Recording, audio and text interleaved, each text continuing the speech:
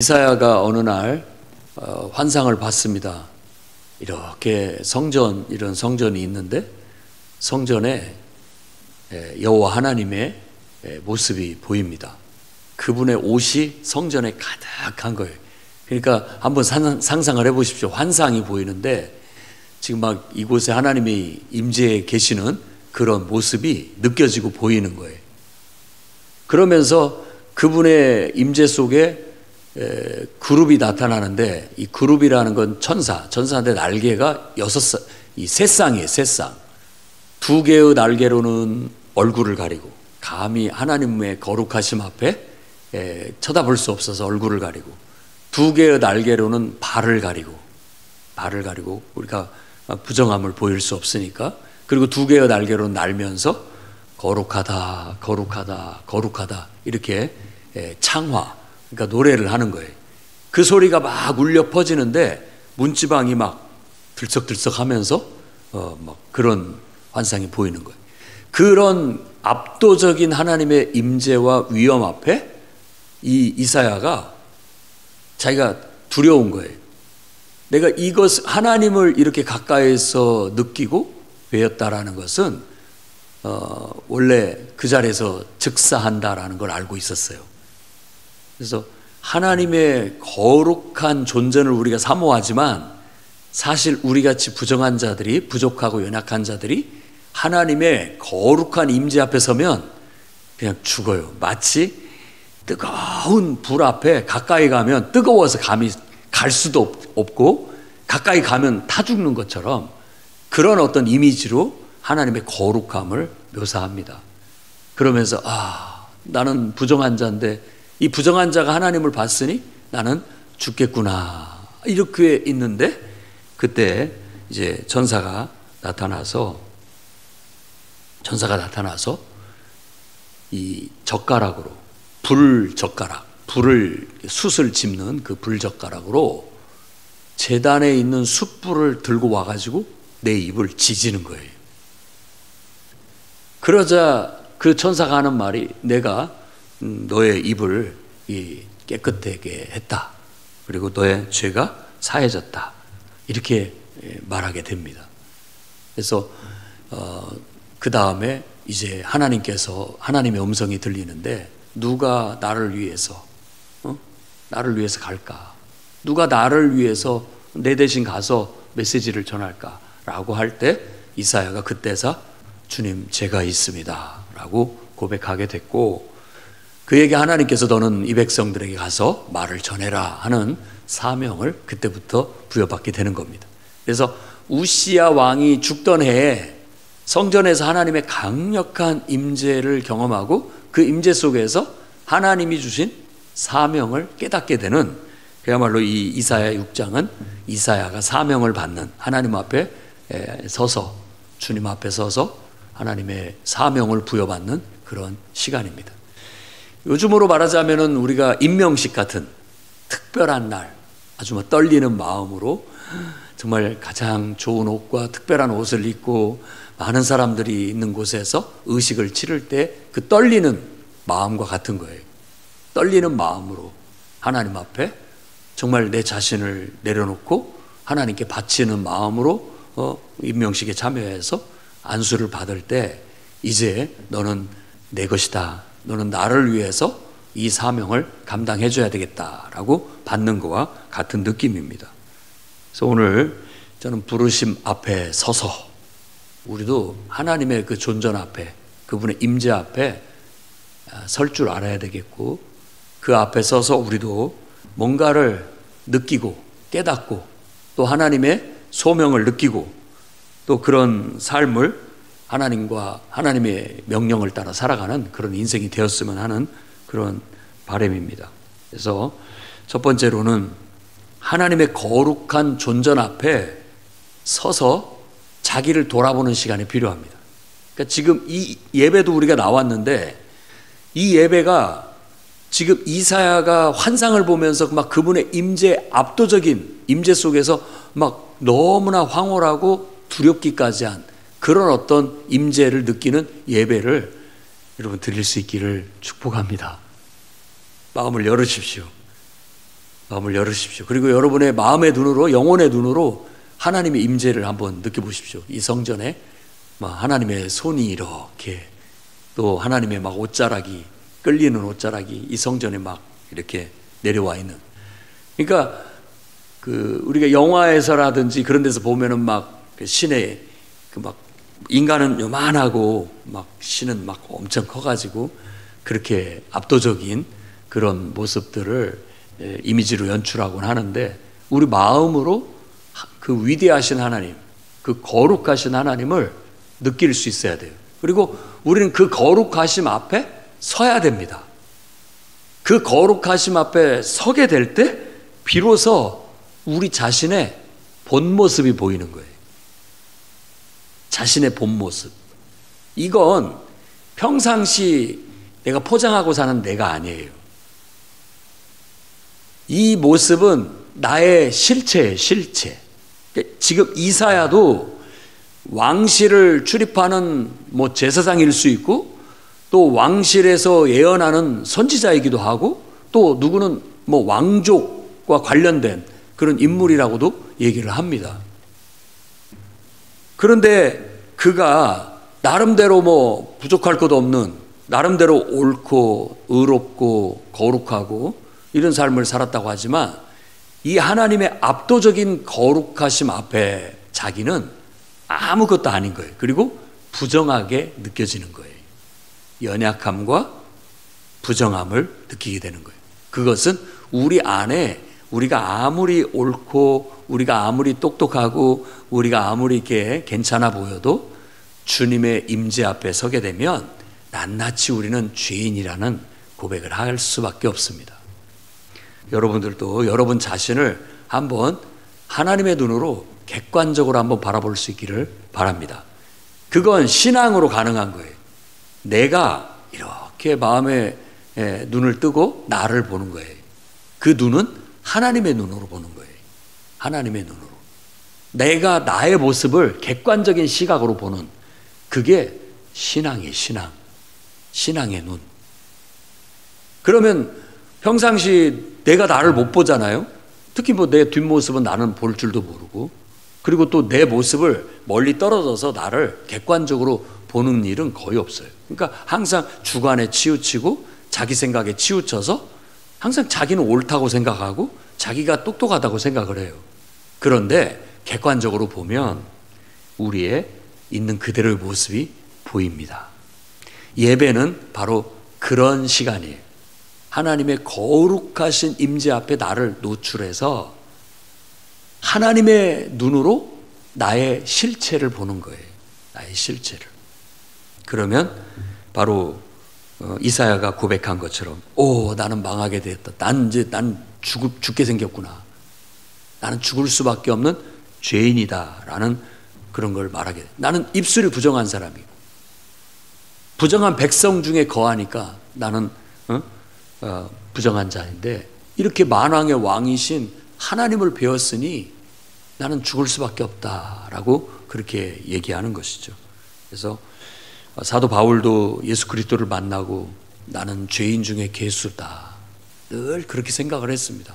자기니. 그 전까지는 자기가 잘한다고 생각했어요.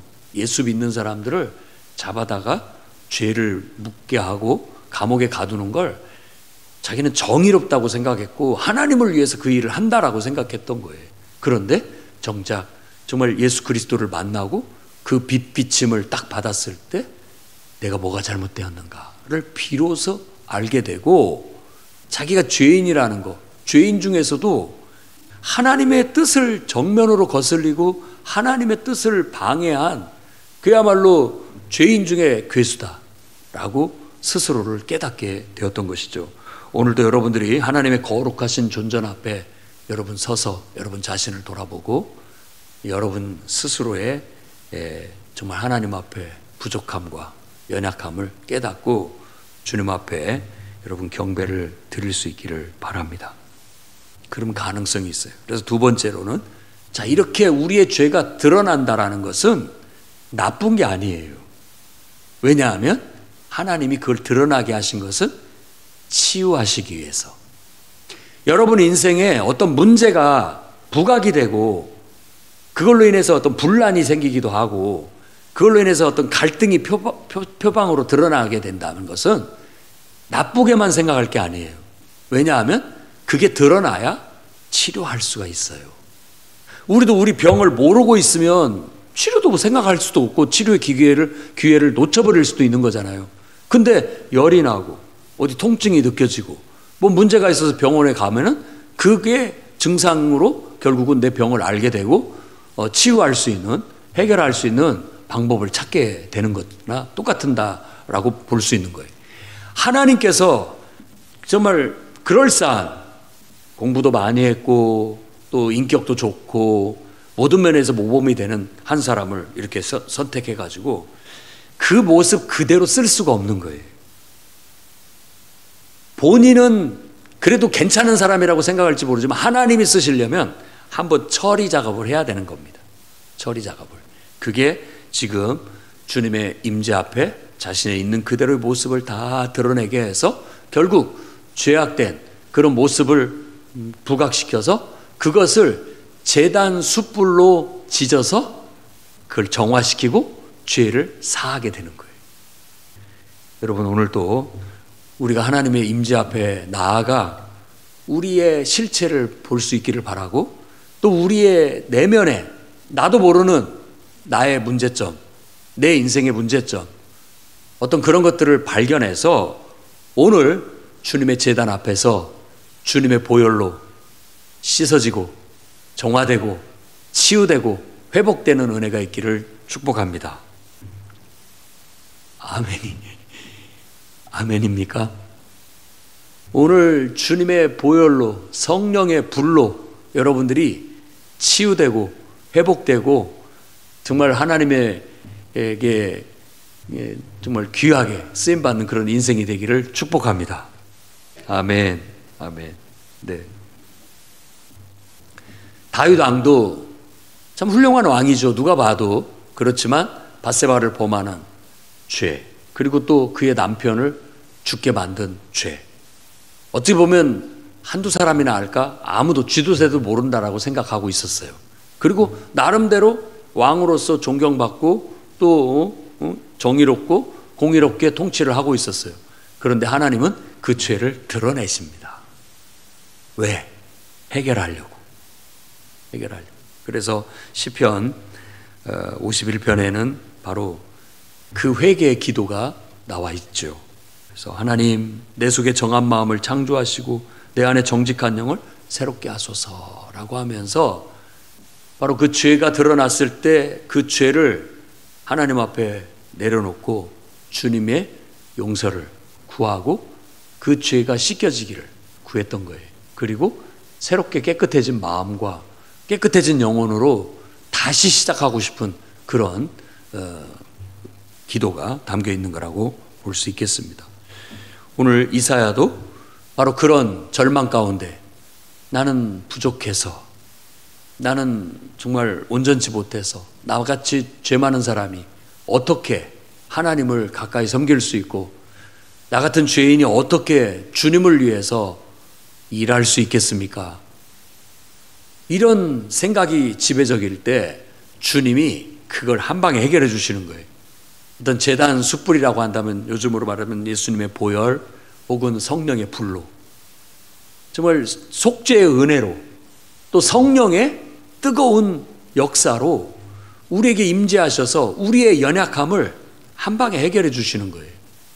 우리의 부끄러움을 한 방에 해결해 주시는 거예요. 그래서 우리로 어떤 마음을 갖게 하느냐? 내가 하는 게 아니에요. 내가 하는 게 아니에요. 하나님이 할 수 있도록 나를 만들어 주시는 거예요. 우리가 성령을 받아야 주의 일을 할 수 있다는 것은 바로 그런 맥락에서 하는 말입니다. 그러니까 너희는 예루살렘을 떠나지 말고 위로부터 능력이 입히울 때까지 이 성에 거해라. 너희들이 하는 게 아니다. 너희들의 지혜, 너희들의 학식, 너희들의 힘, 말주변 이런 걸로 하는 게 아니다. 위로부터 하나님의 능력이 임해야 할 수 있다.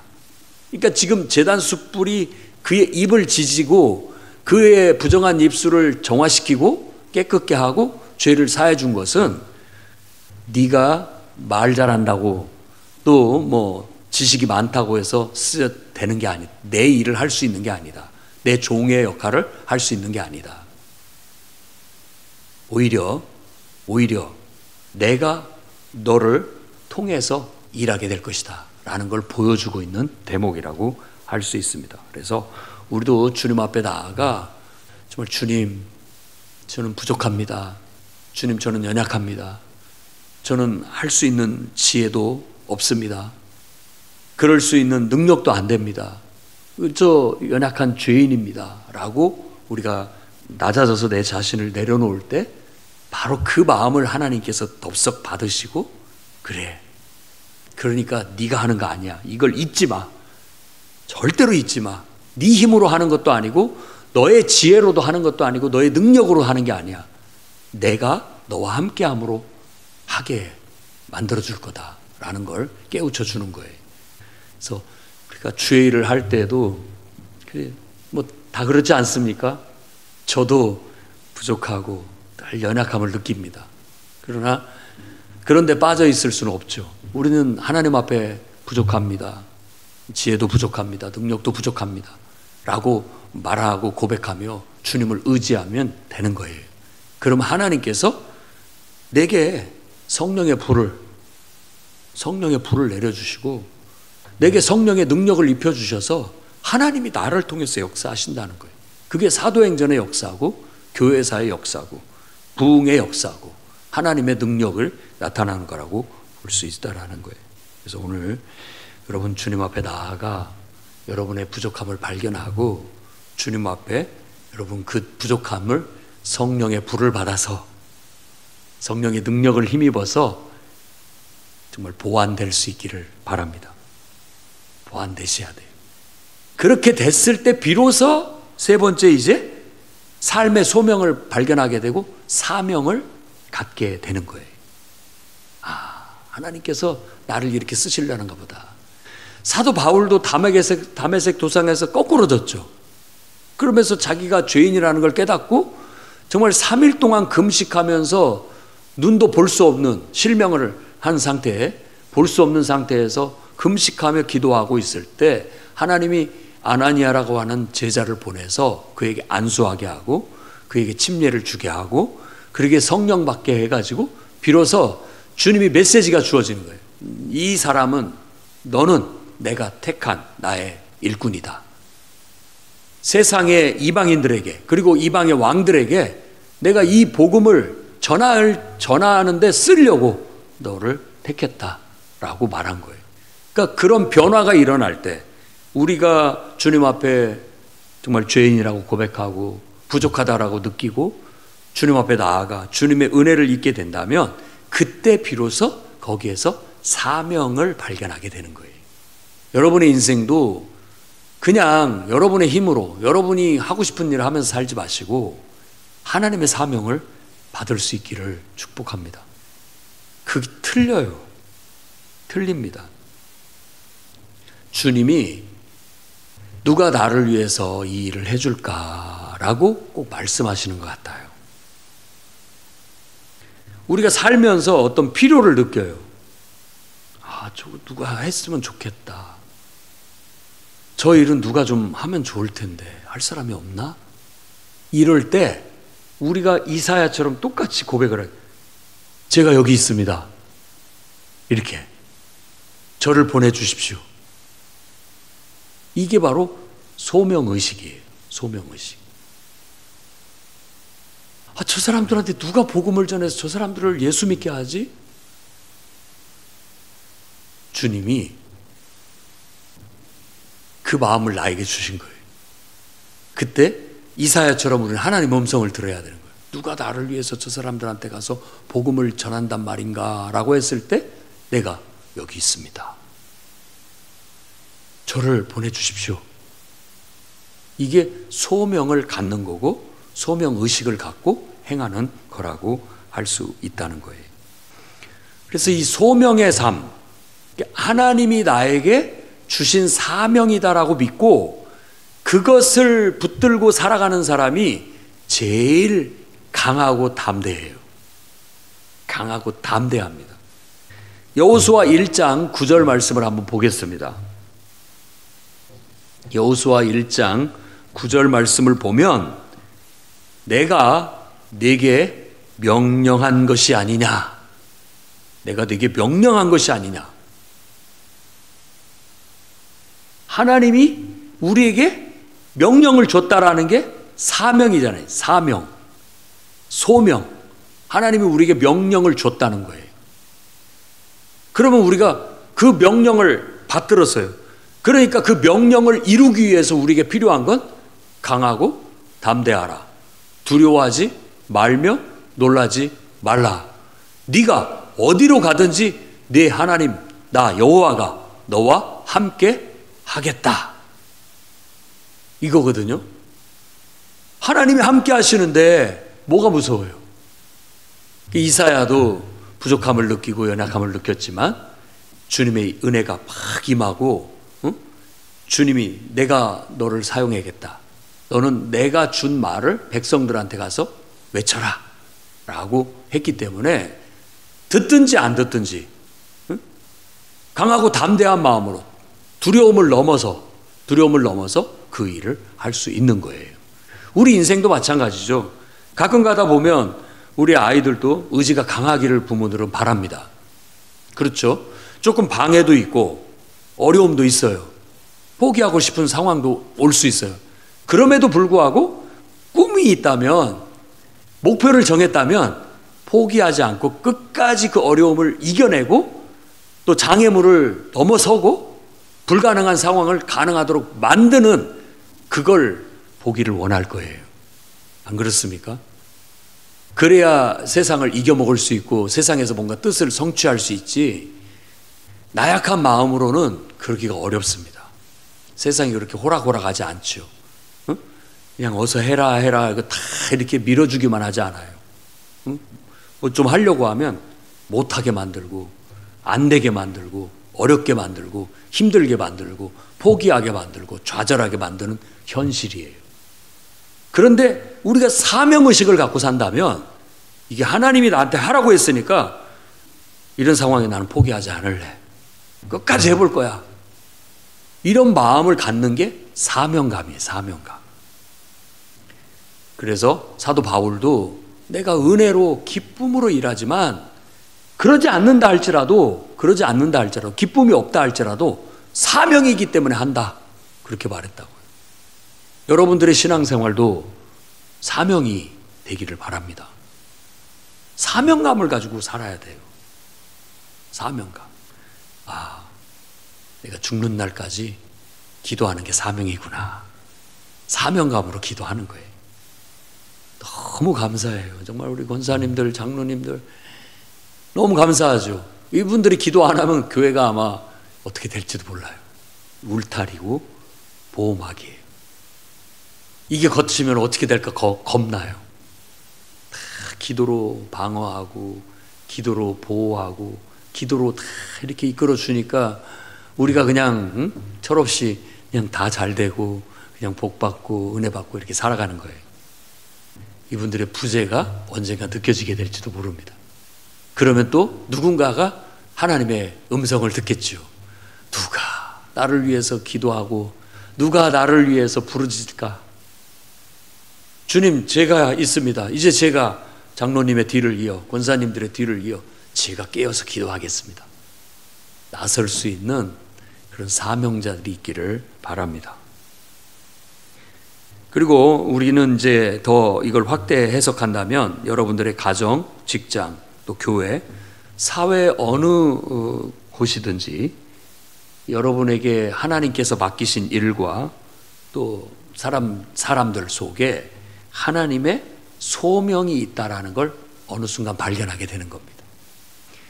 여러분들이 낳은 자녀지만 어느 순간 그게 소명, 하나님의 소명이요 사명으로 느껴질 수 있다라는 거죠.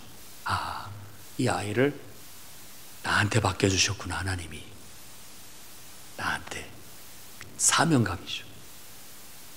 또 우리가 뭐 직장이나 기타 등등에서 어떤 사람을 만나게 됐을 때 왜 하나님이 이 사람을 나한테 붙여주셨을까? 그러면서 그 속에서 소명을 발견할 수도 있는 거예요. 여러분들도 그런 속에서 소명을 발견하고 하나님과 동역하면서 하나님의 뜻을 이루는 일꾼들이 될 수 있기를 바랍니다. 항상 강하고 담대하십시오. 하나님이 여러분에게 맡기신 일이에요. 하나님이 여러분에게 명령하신 거예요.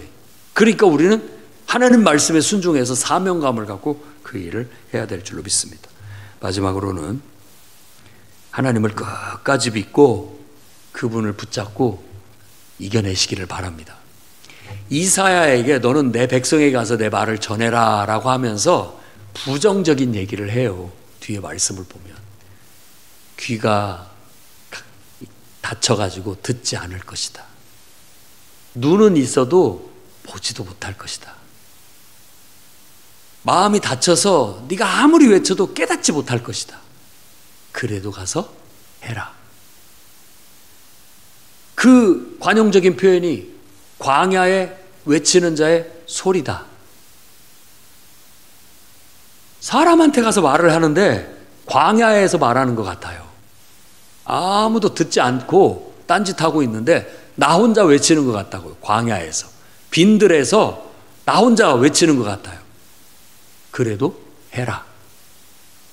그게 사명이에요. 그게. 하나님을 신뢰하고 그분을 믿기 때문에 그게 가능한 거예요. 안 그러면 목사님 못하겠어요. 아무도 제 말에 반응을 안 해요. 아무도 저를 안 따라줘요. 못하겠어요. 낙심이 되고 재미도 하나도 없고 못하겠습니다. 사명은 그래도 해라. 그거죠. 그래도 해라. 다 그 뜻이 있다. 뜻이 있다. 하나님의 뜻이 있다. 언젠가는 깨달을 사람이 있을 수 있고 또 깨닫지 못한다 할지라도 그런 깨닫지 못하는 사람한테 외치는 것도 네가 할 일이다. 어떤 사명이다. 그런 걸 말해주는 거예요. 참 하나님이 참 그러시죠. 그래서 해야 됩니다. 해야 돼요. 그냥 사람 보면 못합니다. 환경을 보면 못해요. 그런데 하나님이 내게 하라고 하셨기 때문에 합니다. 그래서 이사야서 41장 10절 말씀도 여호수아 1장 9절과 거의 비슷한 말씀인데 두려워하지 마라. 내가 너와 함께함이라. 놀라지 마라. 난 네 하나님이다. 내가 너를 굳세게 하리라. 참으로 너를 도와주리라. 참으로 나의 의로운 오른손으로 너를 붙들리라. 나만 믿고 해라. 이런 말이에요. 나만 믿고. 나만 믿어라. 내가 너와 함께 하잖아. 그러면 되지 않았니? 내가 너를 도와준다. 그리고 내가 너를 붙들어 줄 테니까 나만 믿고 내 말대로 순종해서 그냥 해라. 라고 얘기하고 있는 거예요. 그게 사명자의 삶이라고 할 수 있어요. 오늘 주님의 임재 앞에 우리가 설 수 있기를 바랍니다. 그리고 그분의 그 거룩한 임재 앞에서 나의 실체를 깨닫는 은혜가 있기를 바라고 주님이 성령의 불로 또 보혈의 은혜로 여러분 그 연약함과 그 부족함과 그 죄악들이 다 상쇄되고 치유되고 회복되는 은혜를 입고 여러분들이 하나님 앞에 붙들려 사명을 부여받고 귀하게 쓰임받는, 그래서 어떤 어려움에도 낙심하거나 두려워하거나 굴하지 않고 꿋꿋하게 사명의 삶을 살아갈 줄 아는 저와 여러분이 되기를 주의 이름으로 축원합니다. 기도하겠습니다. 거룩하신 주님, 하나님을 경외합니다. 오늘 또 하나님의 존전 앞에 나와 그 거룩하신 임재 앞에 압도되며 주여 우리의 연약함과 부족함과 부끄러움과 죄악됨을 발견합니다. 주님, 감히 제가 어떻게 주님을 섬길 수 있고 하나님의 자녀라 할 수 있고 하나님의 일꾼이라 할 수 있겠습니까?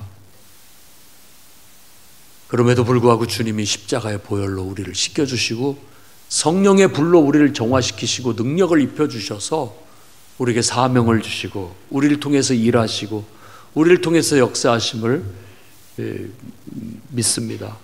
주님 뜻대로 사용해 주시옵소서. 그래서 하나님의 영광만 드러나기를 소망합니다. 내 삶에 두신 하나님의 선하신 뜻과 계획이 성취되게 하시고 하나님의 목적이 이루어지게 해 주시옵소서. 예수님 이름으로 기도드립니다.